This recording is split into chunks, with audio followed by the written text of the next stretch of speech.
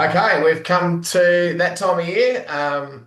Women's grand finals are all done. Well done to those that umpired them this weekend and last weekend. Did a great job. And of course, we've got men's finals starting this week. So this will be our last Zoom for the year. And we're really lucky to finish on a high. I'll introduce our special guest in just a moment. We do have some milestones to acknowledge for this week. 50th game for Luke Newport in the field, 300 games for Simon Kerr in the goal, 400 games for Dennis Sester in the field, and another field umpire. Celebrating a big milestone, John Morrison for 700. So well done to all those milestone umpires. Just a note about finals, men's finals. We're going to provide field boundary and goal umpires for all finals. So there'll be no club umpires at all. All right. Sure, sharp and shiny. We have a really special guest, as I mentioned. We're really lucky to have him on the Zoom this afternoon. He's amassed an amazing AFL record starting back in 2003. He's gone on to umpire 458 AFL games, which makes him the sixth highest number of games that any AFL field umpire has done in the history of the game. Umpired the 2013 and 2014 AFL Grand Finals. Plenty of other things to chat with him about. Matt, did you want to unmute yourself? I muted everybody, so you just need to unmute there. Yep. Welcome to the Zoom, Matt. Thank you. Pleased to say I won't be adding to any of those tallies, so all good. Yeah, so we will get onto the retirement because, like other parts of your career, you just happened to finish on a game which has turned out to be pretty significant. But we'll get to that in just a minute. So let's get on to how it all started. Just tell us about your umpiring journey. Well, the throwaway line that I've used for all the years, and there's no point stopping now, is that I played footy for a couple of years, but I was too fat, too scared, and too slow. So I decided that footy wasn't for me. The too scared part and the too fat part are definitely key parts to it. And so I just decided, footy's not for me. Tennis was going to be my thing, and there was an ad in a local paper, which showing my age a little bit, the fact that we still have local papers, come and give umpiring a go. And for some reason, I decided I'd give it a go. I think the first night I couldn't run 100 metres without stopping, but I went back the next night and then didn't get a practice match when they handed them out. So I begged the coach for one, and he gave me an under-13s game, and West Preston and Reservoir Colts, for anyone who knows anything about Melbourne and the Diamond Valley Footy League. And I did that game, and I went back, and I just kept going back, I suppose. And it changed a lot of things for me at that impressionable time. I was 14 years old. So to go from a little slow, chubby kid to all of a sudden starting to run a lot and seeing the transformation that it had both physically and emotionally, I suppose, I thought, I'm on a winner here. So I kept at it. I just can't believe you were ever fat. I just can't believe it. I was. I've got some photos to prove it, but I might show you now. So that was where you started your umpiring career. How quickly did it progress to the AFL ranks? I did 11 years at community and state league.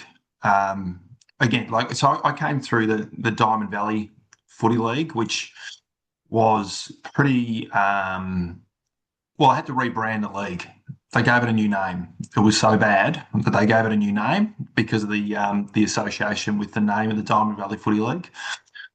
So when you're 16 or 17 and you try and umpire, North Heidelberg and Laylaw, who just want to, punch the bejesus out of each other, you learn very quickly what to do on the field and how to communicate and how to manage people. So I did okay there, but I only ever did Division 2 reserves grand finals when I was at the Diamond Valley. So in fact, I only ever did one senior final full stop, and that was a Division 2 qualifying final or something like that. So I certainly didn't go down to the VFL with any significant resume to back me in. But what I did go down with was just an unwavering desire to work as hard as I could to create opportunities, and that's what I was able to do. I only spent 1 year on the VFL development squad. And then I went up to the senior squad, and I think I was on the senior squad for 3, maybe 4 years, and then did the VFL grand final. So hitting AFL in 2003, can you remember your debut game and tell us a bit about that? Killed at Adelaide. I think it was called Telstra Dome at that stage. I don't really know. It was in round 2. It was a bit of a surprise. I was with Justin Schmidt and Marty Ellis, and Brett Roseberry was on the bench. I remember it was a close game in the end. It was a crap game for 3 quarters, and I think the Crows might have stormed home. I actually can't remember who won, to be honest. What I do remember is being told on the Wednesday night that I wasn't allowed to have the first bounce, so it would be too nerve-wracking for you. And there was a goal kicked like 8 seconds into the first quarter. So I was straight in. It was like holding a hand grenade. I've never been that nervous I hadn't been that nervous in my life up to that point. So jumping in there and doing it was great. Those days the roof was open, so very different environment. It was fantastic. It was a dream come true. And at that point we were just hoping to get one game, and luckily I managed to notch up a couple more over the years. So, in preparing for this chat, I did the Chat GPT. What do I ask Matthew Nichols? It came up with a couple of good questions. I know. Don't worry, nothing too scary. It said, "What would surprise the younger version of yourself about how your career ended up?" I was still doing it at 49 years of age. I think that's what would surprise me. Simon Meredith and I always used to joke, God, could you imagine if we were still 40 when we did this? To go for 10 years beyond that was pretty amazing. So I think that's one thing that would surprise me. Just the sheer volume of games would definitely surprise me. How battered my body is would definitely surprise me. But I think the one thing that I would sort of say to my younger self was, there's actually plenty of time. You don't have to rush climbing the ladder. There's plenty of time. The longer you take, probably the better equipped you're going to be. Yeah, yeah. So you touched on your body being battered, and I understand that's a big reason why you have retired. You've had a lot of injury problems over the years. Is it one thing in particular, or lots of different things? One thing, my body. It's cooked from the knees down. I'm absolutely shot. So my feet and my Achilles are in a pretty bad way. Like last year, I tore my Achilles, which caused me a bit of an issue, obviously. This year on the other side, I have a rather unusual injury where I have like a stress fracture in the ankle, but it's caused by rolling my ankle, over pronating it, and the ligament that attaches on actually pulling so hard that it ripped the bone apart. So that was a bit uncomfortable when that happened. And so it's my feet. They've always given me troubles over the years. Like I missed my 3rd year. I missed most of the year after having an operation on my toe, which didn't go to plan. And then, calf injuries. I've had both my Achilles operated on. I've had my toe done 3 times. My toe doesn't move now; it's fused. So they're the issues that have really derailed me, and particularly the last couple of years, getting injured at the same time both years after having amazing pre-seasons, but getting injured and trying to push through, particularly last year. And ended up just not being able to get back. Like the one I did this year, I did in Gadaround. So I umpired for another, I think, 6 or 7 weeks or whatever it was. And when I finally went and had it scanned, I worked out why I was hurting so much every time I ran. So it was sort of a bit of a relief, but at the same time, I knew, okay, that's a bit of a problem now, and I know this is going to be it for me. And what do I need to do to just get back for one more game? That was really all I was focused on, just get back for one more game. Yeah, nice. So you determined to have that retirement game, and so you actually didn't see your name in the appointments for quite a while, and the fact that you're able to get back for that. Well, let's touch on that now. We can go through your career with other things that happened, but how was so? For those who don't know, your last game was Essendon versus Sydney. Yeah. Um, Probably uh, anyone whose last game it was, I think, maybe. But yeah. yeah, How were your memories of that day? It must have been a pretty special day. it was fantastic. And I had initially been planning to do it 2 weeks earlier, but I just wasn't quite ready. By no means was I 100% last weekend, but I was a hell of a lot better than I would have been 2 weeks earlier. So um, the one condition that I had on it was that I wanted to do it at the MCG, and so the stars aligned a little bit when they came out with the fixture for round 23 to see that there was a game late on the Sunday, which worked really well for me and my family because everyone could come along. It was actually a beautiful sunny day in Melbourne. It was a bit of a blowout in the first quarter. So, although the Bombers fought back a little bit, there was always, not a huge amount of scoreboard pressure, which I think is perfect.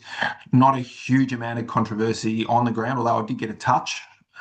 Which I wasn't that thrilled about when the guy handballed it at me and I had to sort of swat the ball away. So I thought that'll be just what I need to take a mark in my last game or something like that, just to really add to the long list of controversial moments from my career, but it all went off really well. I was pretty emotional beforehand, like before I left home.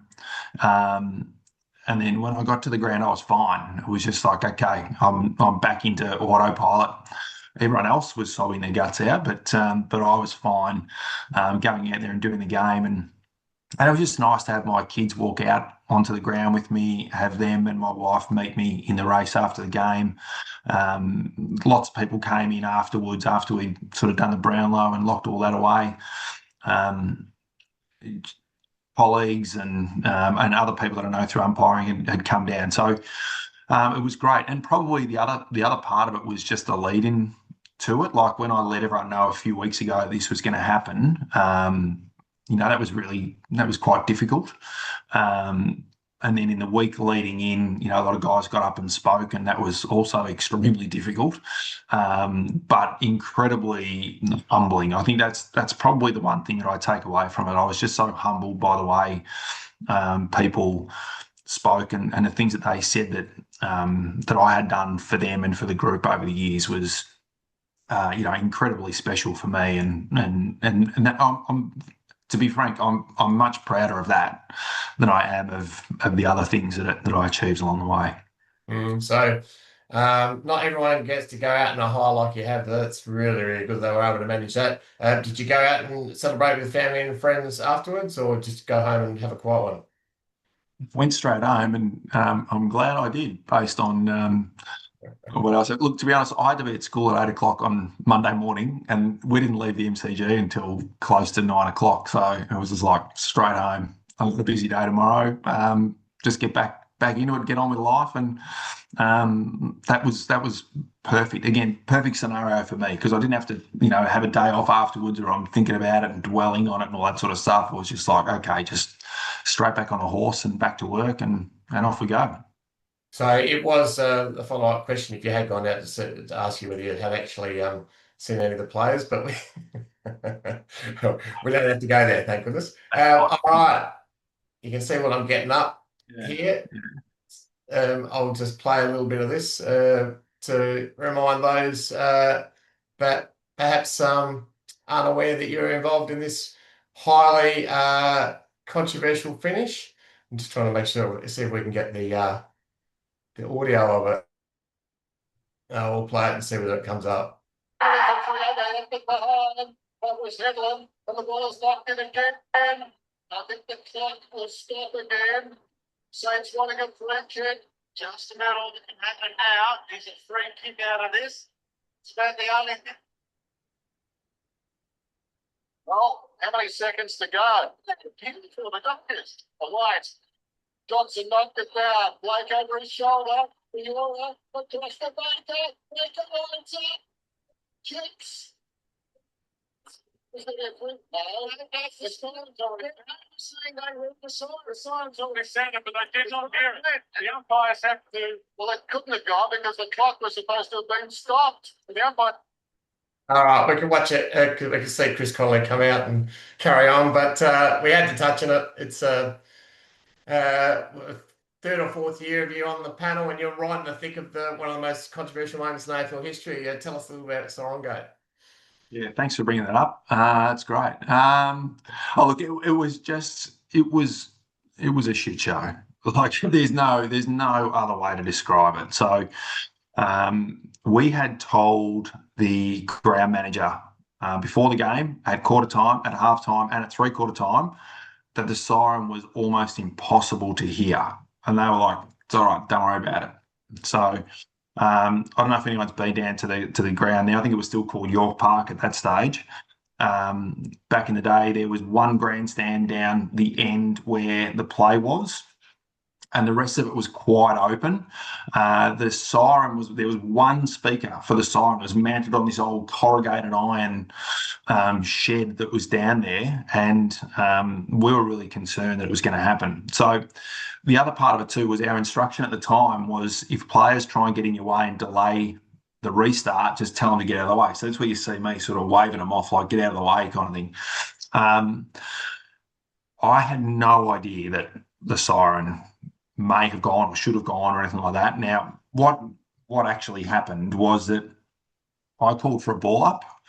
The timekeeper had pressed the button, not realised that the siren hadn't actually sounded, and heard me blow the whistle and thought, oh, okay, he's acknowledging the siren. So starts, gathering his paperwork and stuff like that. And then people start banging on the window of the timekeeper's box saying, like, they're still playing. So he's trying to, press the siren and go to the failed siren. And anyway, nothing worked. And then, of course, you see in the vision that, the ball gets fed out. Stephen Baker kicks it. He gets flattened afterwards. It goes through. I go down. Check if it went over on the full. So I go back to offer him his kick. Hayden Kennedy comes in and says, oh, the siren's gone, annul the score. So I go on and annul the score. And then I come back and he says, have you paid a free kick? And I said, yes. And that's the moment where you see him go like, on the vision. And so we then had to set it up. He kicked, he missed. And it got worse from there. Quite honestly, it was like a morgue in the rooms after the game. Interesting little tidbit. Nick Foote was a very young umpire at the time and had come along. He was a big fan of Michael Vozzo. So as a Tasmanian, he sort of contacted Voz and said, can I come along? And Voz said, yeah, no worries, come into the rooms after the game and all that kind of stuff. And I don't remember this, but he was actually recounting the story the other night that he met us at the race and Voz said, I don't think it's a good chance for you to come in tonight, mate. You might as well just make your way home. So we all had to sit on the plane, write an account of what had happened. But the other part of it, and if you watch the Hall of Fame presentation when Hayden gave his speech the other week, that the Launceston Airport was very different then to what it is now. There was like one food vendor. It was this tiny place, and it had this little, 34-inch TV mounted in the corner, and every person in the whole airport was crammed into this place watching the footy because it was in the days where it was a Channel 9 game on Sunday, so it was on a delayed telecast. So as we've walked into the airport, there's like a minute and a half left on the clock. And so we walk in and everyone looks at us and we were like, Jesus, what are we going to do here? So we actually turned around and walked back out of the airport and sat out on the curb for a while before coming in. When we got back to Melbourne, there were press everywhere. Like it was chaos. I got home and that was the same weekend that those two fellas were lost down the mine shaft, also in Launceston, and they found them that afternoon. And so like, I found that they were alive, and I was like, thank God, it means we're just going to be on the back 20 pages, not also the front 20 pages in the newspaper. But even like 3 or 4 years later, we were still getting called into offices in the city to meet with lawyers for people who had placed bets on the game and were suing betting companies and suing the AFL and all sorts of things. It was absolutely crazy how long it dragged on for. Um, I umpired the next week. I actually shaved my head because there's a photo of me and it looks like the boy said I had a reversed mohawk. So I just had a big strip up the front because the camera was, up high. So I shaved my head that week, and it's been like this ever since. I umpired the next week. I umpired the Dreamtime game, which I thought was a surprising appointment, given controversy for the week before. But I was brought back down to earth with the next 6 weeks, practicing my craft in the AdFL. Oh, really? Yeah. Really? Wow. Yeah. Jeez, and he actually did nothing wrong in that instance. There's absolutely nothing he did wrong. But anyway, No, no. Someone has to carry the can for it, and unfortunately, at that time, yeah. we were the ones. It was like most things when they go wrong towards the end, we're the easiest ones to point the finger at. I've got a couple other interesting, not controversies, but talking points. But let's touch on a couple of really nice parts of your career. The 2013, 2014 grand finals. Tell us about those days. They must have been massive. Yeah, well, I missed out on in 2012. I was emergency, and that was okay because I hadn't been there before, so I thought there was a natural progression. Getting the call for 2013 was fantastic. I don't remember much about the game. Like, it was reasonably close, but it was a crappy, windy day, and it was actually not a very, like, it wasn't a good game. It was a close game, but not a good game. And I didn't really enjoy it because I was so focused on what was going on and trying not to stuff it up, kind of thing. The following year, the complexity of taking the first bounce in the grand final. So when I said I'd never been as nervous as I had in my first game, it was 10 times that, 100 times that, for the grand final. So thank God that one went up straight. But I got a chance to enjoy that a little bit more. It was an absolute blowout. Like, Hawthorn smoked Sydney. So I got a chance to sort of think about it during the last quarter and thought I might never be here again, which turns out I wasn't. So I had a chance to look around and enjoy it. And at the end of the day, that's what we all aspire to. So I was really pleased that I was able to achieve it. Like everyone, we all think we probably should have had a couple more along the way. But that's just the way it goes. I can go to the grand final umpires lunch every year. I can do those things, and I can tell the kids at school, yeah, I've umpired a couple of grand finals, and they're impressed by that. So that makes me feel good. It's a pretty elite club. There's not too many that done it, that's for sure. Now, what you are known for is being the best bouncer in the business, mate. I've never seen anyone bounce so high and so straight. Was it always something that just came naturally to you? Actually, I used to bounce off my right leg, and I could never bounce it as high. And then the week before the VFL people came out to watch me, I tore my hamstring, and I was umpiring at a place called Panton Hill. And I was like, well, what am I going to do here? I have to bounce. So I changed legs, and that's rather, as we would all know, that's a rather unusual thing to do midweek, but I had to. I had no choice. And when I did that, I found that I just delivered the ball a different way, and it went a lot higher. So it's always come reasonably naturally to me. I think that the difficulty that I had was I was starting to have a lot of issues with my back, sort of in the 2018, 2019, and then 2020 with COVID and a few things that happened. I had a couple of other injuries. I couldn't do it properly. And then I lost a lot of confidence with it, and I found it really hard. So I was advocating for throwing it up before then. I was advocating even harder for throwing it up after I got injured and lost my mojo with the bouncing. It was not. I saw someone sent me a clip from a final years ago, Geelong Richmond prelim. I think it must have been 2017 or something like that. And they sent me a clip of the first bounce, and even I was a bit surprised at how high it went.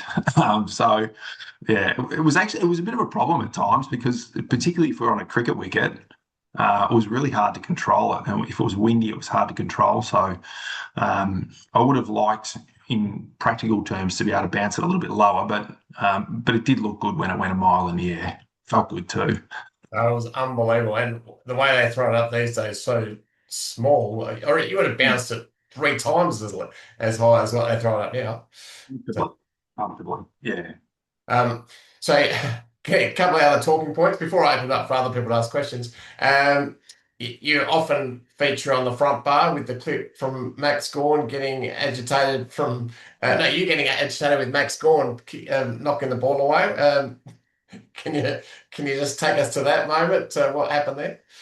I was just so frustrated with myself for missing the bounce. And then he's just slammed it away. And I don't know, it came out. And it's one of those things, I think, when it comes out and as it's coming out, like, oh, shit, this is not going to be good. Actually has turned out pretty positively. Like it's one of those moments where I think everyone has a bit of a laugh about it. And, 5 minutes after it happened, Max and I were running along the ground, having a laugh about it together. And, he always brings it up when I bump into him. So yeah, it's actually one of those nice sort of anecdotes from along the way that you remember and other people remember and are pretty keen to bring up and have a laugh about. Right, it's a great clip. And the other talking point was quite recently, 2024, I think it was, the end of the Collingwood Fremantle game where you paid a free kick for time wasting. Yeah. That was a really interesting free kick. Sure was. Yeah, we had been talking a little bit about it that year, saying that teams were using this as a tactic. And on that particular night, the Collingwood had done a few things to delay, and it was pretty clear that they were doing it, but it was hard to sort of pin them for a free kick. And they were well ahead too. And then Freo just came storming home.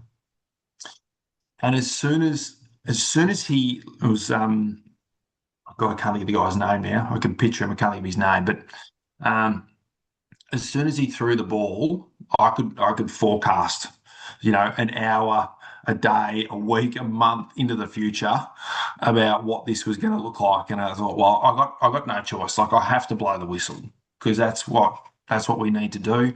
The Freo players were straight on it. Like, they knew exactly what was going on. So, not that I ever would, but you couldn't just turn a blind eye and say, oh, no, the game's too tight. It's like, well, A, I know it's a free kick, and B, the Freo players know it's a free kick, and C, most of the Collingwood players knew it was a free kick too.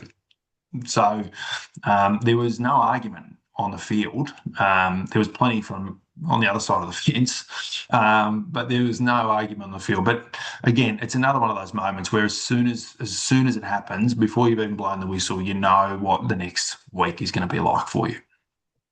I think it's a really good example of a free kick, which is totally warranted at AFL because of all the tactics and all the things that the players and coaches do. Whereas at local footy that we do, it's just something we wouldn't do. So it's an interesting example of the difference between AFL and community footy, I reckon.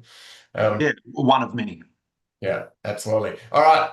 I've got more, but we've only got a few minutes left. So if anyone's got a question for Matt, now's the time to unmute yourself and feel free to come on. Otherwise, I'll keep going. I don't want to be hogging at all. If someone does have a question they particularly want to ask, just unmute yourself. Matt? Yeah, Carl, I've got a question, mate. Fire away.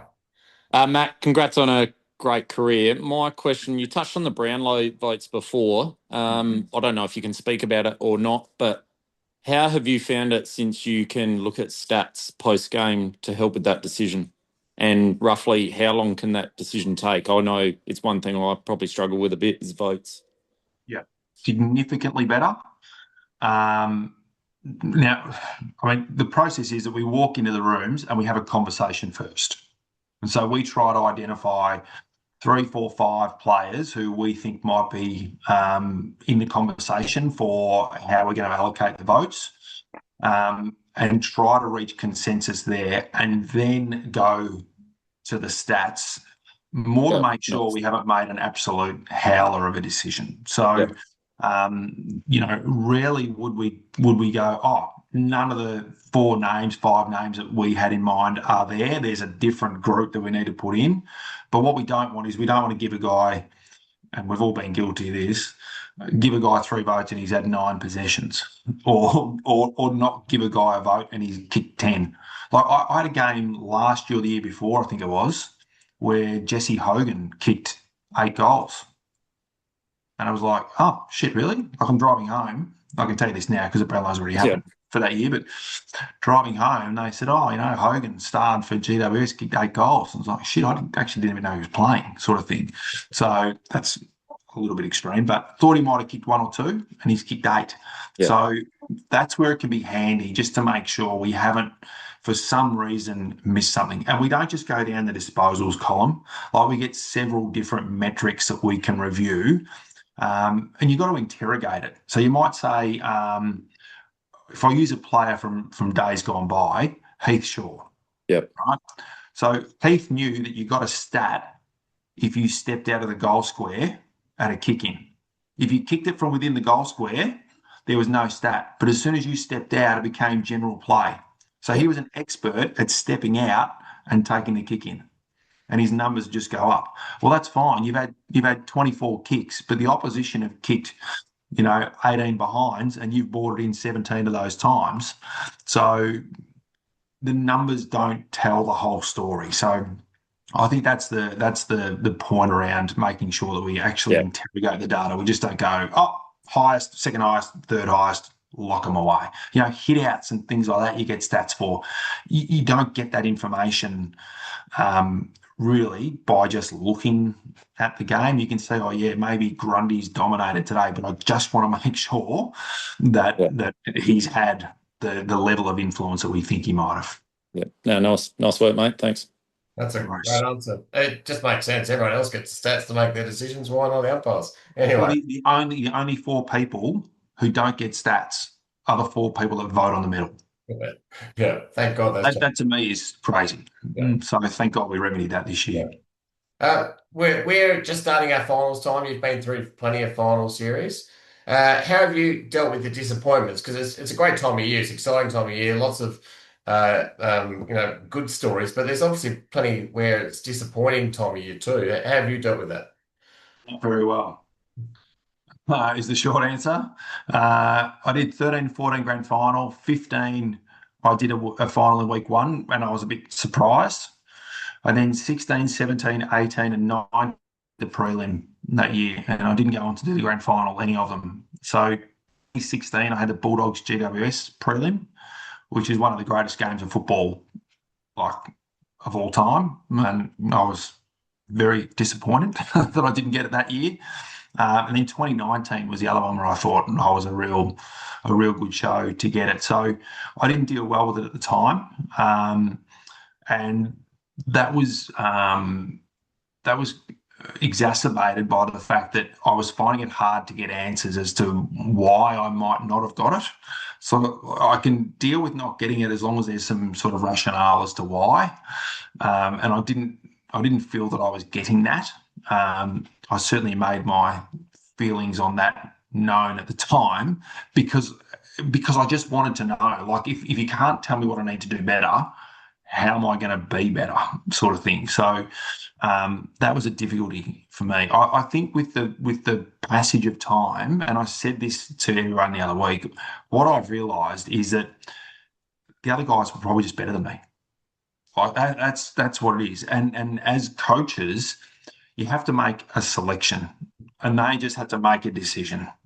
And for whatever reason, the decision went that way for someone else, and it didn't go for me. And, I can look back on it now and say, okay, well, I missed out. But the guys who did the grand final in those years were Sean Ryan, Matt Stevick, Simon Meredith, Brett Roseberry, Ray Chamberlain. It's sort of like, it's a tough nut to crack to get in there when all those guys are there or thereabouts. So, I did probably pretty well to get 2. I would have loved more, but the fact is that, maybe those guys, they were just better than me, and that's the reality of it. Easy to say now, very difficult to say at the time.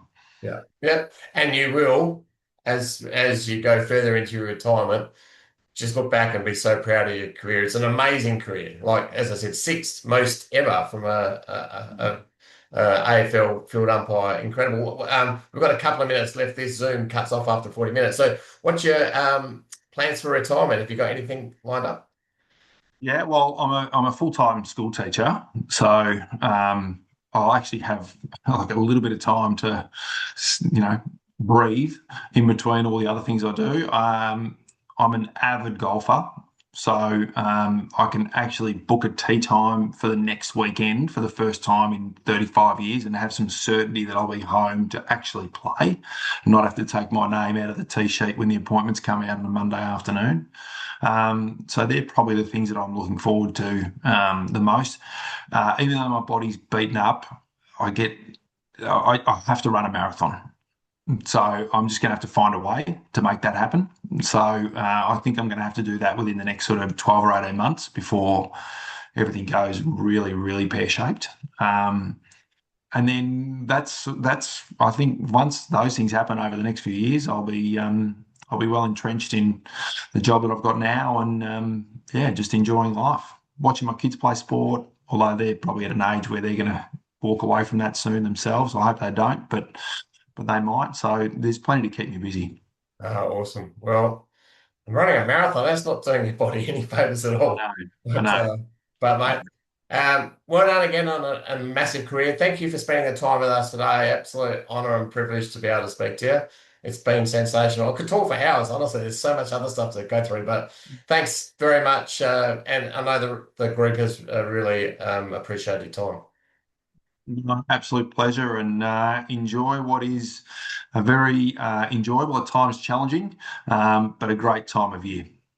Yeah. All right. As I said before, this is the final Zoom for the year, so great way to finish. Obviously, we'll be in touch with emails along the way. Enjoy the finals for those that get it. Obviously, got the presentation dinner coming up, and yeah, we'll keep going for the next few weeks, and then start planning for next year. But thanks again, Matt. It's been terrific. Thanks, guys. See you later.